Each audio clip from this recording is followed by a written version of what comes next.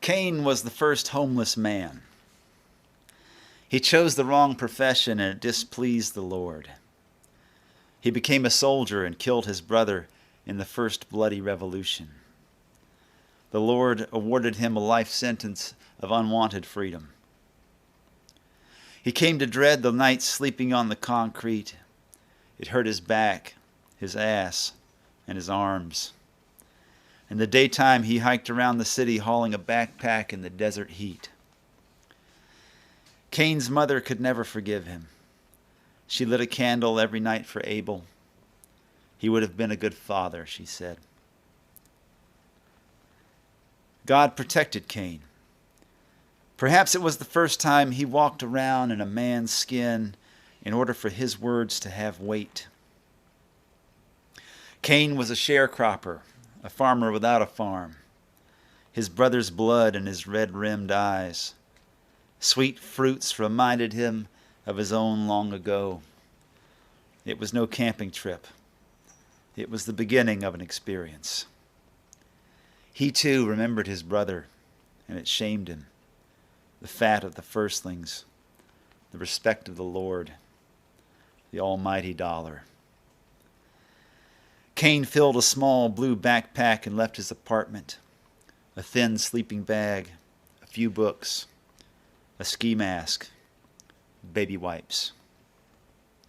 He thought about his failed farm, the crumbling barn, the sinking tractor, the noose in the tree, his face as abandoned. He had no toothpaste and $35. God said, "Why the long face?"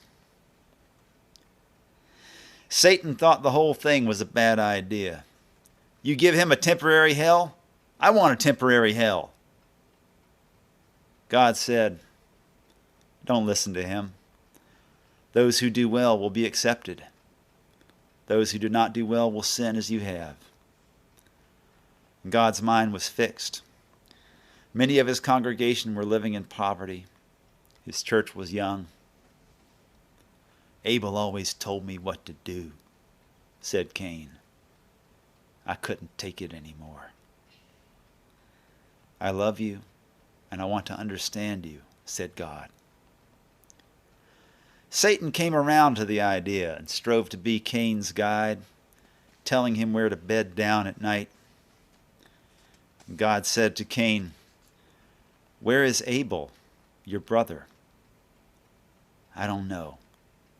I can't keep up with him." That first night, Cain heard every siren, every dog bark, every footfall. He hid himself behind a row of plastic trash bins in the back lot of a church. He slept on the concrete because he knew scorpions would be looking for water in the night. God said, "I want to believe you. I want you to tell me the truth. The ground is very hard, Lord. My hands and arms keep falling asleep. The light is so bright, I can't hide my face from it." God said, "Use your ski mask. Your brother's blood makes the ground infertile. You are a fugitive from yourself." The following nights, sleep came easier because Cain was exhausted. He rode the bus. He walked for miles to find shade and food. The days became a wheel. "Lord, my punishment is greater than I can bear.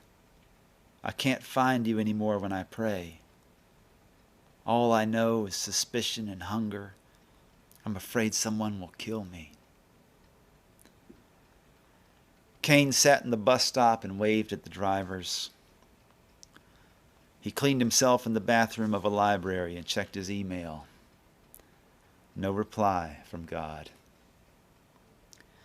He sat under the trees of a courtyard and an old woman brought him some food.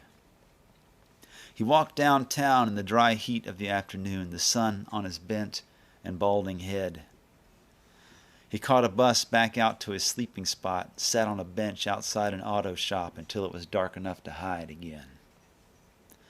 The owner offered him the last of the coffee before he closed. Cain cried. The owner of the auto shop thought Cain was insane and possibly dangerous. He set the styrofoam cup of boiled coffee outside the door. He bid good night from behind the stenciled window, switched off the last light, and locked up. He left out the back and drove in the other direction, circling the block to avoid even the crazy man's eyes, as if misfortune was contagious.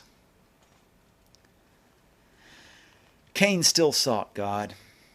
He read the Bible in the public library. He recycled the flotsam of the city. God said, "I was evicted from the earth by man. My sacrifice will mean forgetfulness of myself in man. It will mean entering into man's hopes and fears, his longings and despairs. Then I will build a new home in heaven." Cain's red beard thickened. He found a hat in the trash, and it fit him. He smelled strong. God said, "I will protect you."